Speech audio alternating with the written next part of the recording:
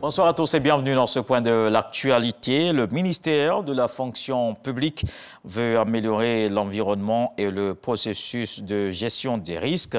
Il se tenait à Yamoussoukro un atelier sur la question. Les participants ont fait des recommandations dans le sens de la prévention et l'assistance effective. C'est la ministre Anne-Désirée Ouloto qui a mis fin aux travaux dans la capitale politique. Un projet d'interconnexion entre la Côte d'Ivoire, le Libéria, la Sierra Leone et la Guinée.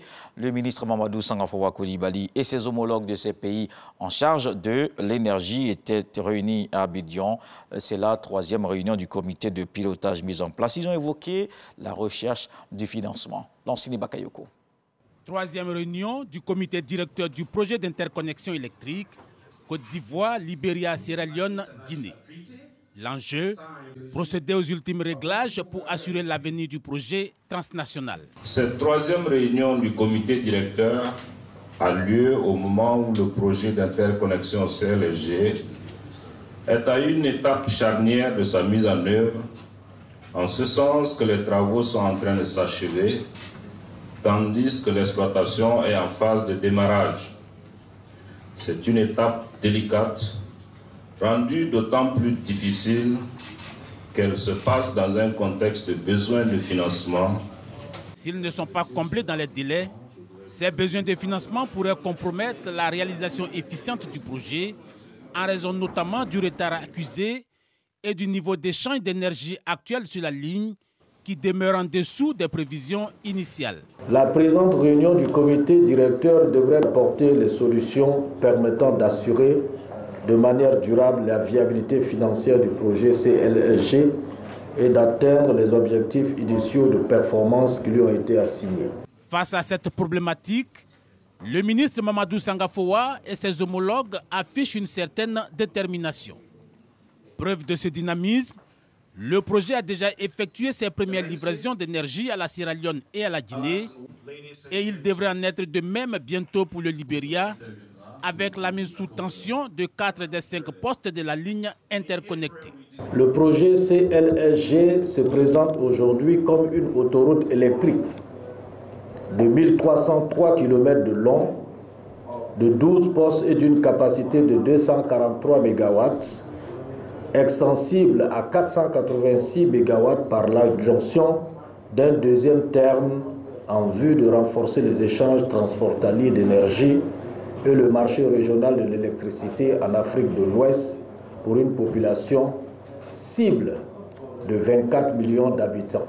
L'engagement des parties prenantes, mais surtout l'accompagnement des bailleurs de fonds, reste attendu pour la concrétisation de cette vision commune d'interconnexion électrique.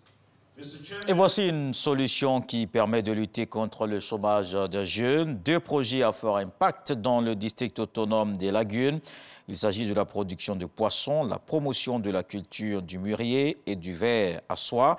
Bientôt le lancement de cette initiative qui coûte 8 milliards de francs CFA. Mais avant, le ministre-gouverneur Vincent Louès mobilise les populations bénéficiaires à Tia et Mopoyem dans la sous-préfecture de Dabou. Il a pu voir le niveau d'engagement des acteurs. Ce sont au total 300 jeunes qui seront insérés. Et puis dans le reste de l'actualité au Burkina Faso, l'ex-président a quitté le pays. Rochma Christian Kaboré seront à Abidjan avant de rejoindre les Émirats arabes unis pour une visite médicale. C'est sa première sortie à l'étranger depuis sa chute le 24 janvier 2022. Il avait besoin de faire quelques contrôles médicaux, mais il ne souffre d'aucune maladie particulière. C'est pour un examen médical prévu de longue date et se reposer, rassure son entourage. Au Sénégal, les résultats définitifs des élections législatives du 31 juillet sont disponibles. Le Conseil constitutionnel a confirmé les chiffres provisoires annoncés le 4 août par la Commission nationale de recensement des votes.